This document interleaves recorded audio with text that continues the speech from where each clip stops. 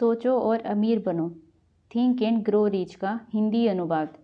लेखक Napoleon Hill. अध्याय 1, विचार शक्ति।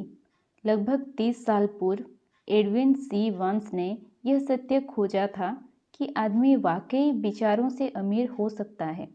यह सत्य एक बार में ही नहीं, धीरे धीरे उन पर उद्घाटित हुआ था, जब उनके मन में महान एडिशन के व्यापारी सहयोगी बनने की अदम्य इच्छा जागृत हुई थी। वंस की इस अदम्य इच्छा की एक खासियत थी कि वो स्पष्ट थे। वो एडिशन के साथ काम करना चाहते थे, उनके लिए नहीं। अब इसको ध्यानपूर्वक देखें कि कैसे उन्होंने अपनी इस इच्छा के एक वास्तविकता में बदला। तभी आप उन 13 सिद्धांतों को भी अच्छे से भली भांति समझ पाएंगे जिससे वे धनाढ्य बने। सबसे पहले जब उनके मन में ये इच्छा कौंधी, तब वे कतई ऐसी स्थिति में नहीं थे कि इसे कार्यान्वित कर पाएं। 2 बड़ी समस्याएं थी उनके सामने। न वे एडिशन को जानते थे और न ही उनके पास न्यूजर्सी से ऑरेंज तक पहुंचने का रेल का किराया था। बेशक ये समस्याएं ज़्यादातर आदमियों को अपनी इच्छा पूर्ण करने से हतोत्साहित कर सकती थी, लेकिन श्री वांस की यह इच्छा कोई साधारण इच्छा नहीं थी।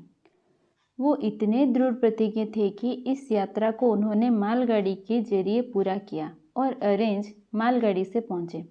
वहां जाकर वे श्री एडिशन की प्रयोगशाला में गए और अपना मंतव्य घोषित किया कि वे वहां उस महान अन्वेषक के साथ व्यापार करने के लिए आए हैं।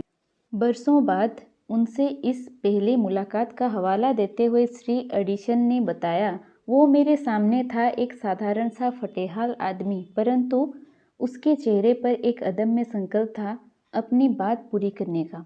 बरसों तक कई आदमियों के साथ हुए अनुभव ने मुझे बताया कि जब कोई इतनी गहरी इच्छा करता है और अपना पूरा भविष्य ही दांव पर लगा देता है, वह जरूर सफल होता है।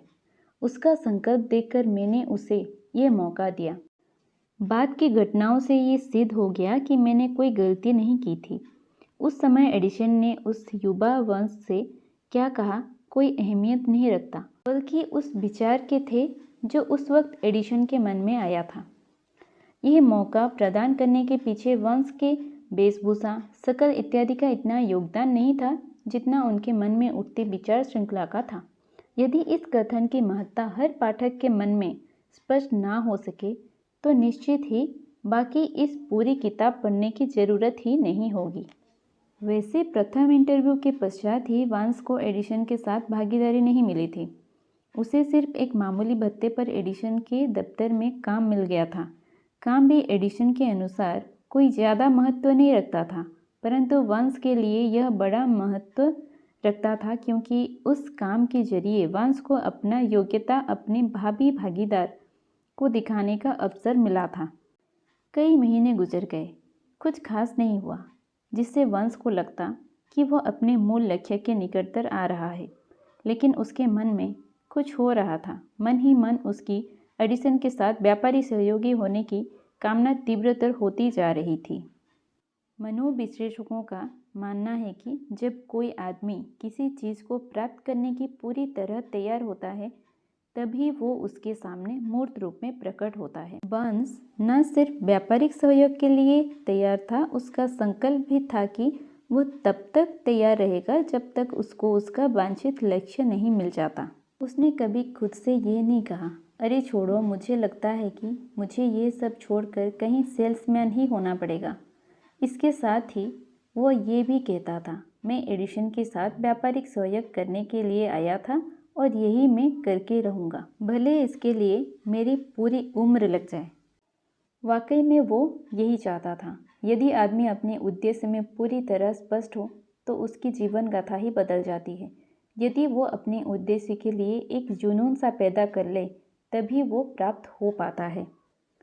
हो सकता है वंश को अपनी मनस्थिति का उस समय पूरी तरह ज्ञान ना हो, मगर उसकी यह लगन, उद्देश्य की स्पष्टता तथा इच्छा की दुर्दमनीयता ने उस सारे विरोधों का सफाया कर दिया था जो कभी उसको आक्रांत भी किया करते थे। कहते हैं कि मौका हमेशा छिपके और दुर्भाग्य का बहाना ओढ़कर ही आती है, मानो हमारी हार का प्रतीक हो, जबकि होता है उसका उल्टा।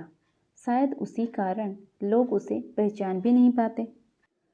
तब एडिसन ने दफ्तरी काम के लिए एक नई मशीन की इजाद को संपूर्ण किया था, जो उस समय एडिसन डिक्टेरिंग मशीन के नाम में जानी जाती थी।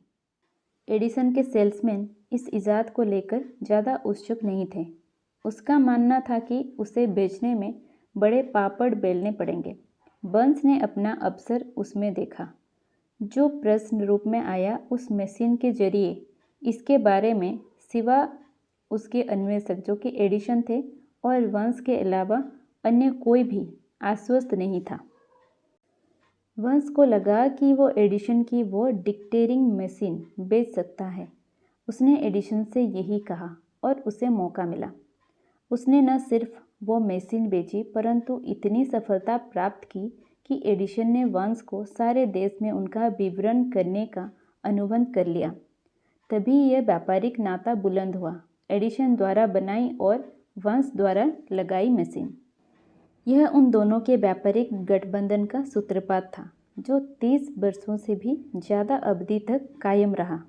इससे न सिर्फ बर्न्स ने खूब पैसा कमाया, वरन महत्वपूर्ण बात यह सिद्ध हुई कि एक आदमी अपने सोच से अमीर बन सकता है। इस घटना से हमें ये मालूम हुई कि एक स्पष्ट कामना अदम्य इच्छा बनकर मूर्त रूप में प्रकट हो सकती है, यदि सही सिद्धांतों का उपयोग किया जाए। वंश ने सिर्फ एक इच्छा की थी, महान एडिसन के साथ काम करने की, और करोड़पति हो गया। उसके पास शुरू में क्या था सिवाय अपनी इच्छा के, अनुभूति के और दृढ़ प्रतिज्ञा के कि इसको पूरा करके ही मानूंगा। उसके पास शुरू में न धन था लगाने को, न ज़्यादा शिक्षा, न कोई प्रभाव, परंतु उसमें आगे बढ़ने की लगन थी, स्वयं पर विश्वास था और विजयी होने की प्रबल इच्छा शक्ति। इन 3 बड़े हथियारों से वह संसार के सर्वाधिक महान अन्वेषक के साथ जुड़ने वाला नंबर 1 आदमी बन सका। अब हम एक ऐसी स्थिति को देखेंगे और उस व्यक्ति का अध्ययन करेंगे जिसके पास ठोस सबूत था इच्छाओं के, परंतु सब कुछ गवा बैठा क्योंकि वो अपने वांछित लक्ष्य से 3 कदम पीछे ही रह गया था।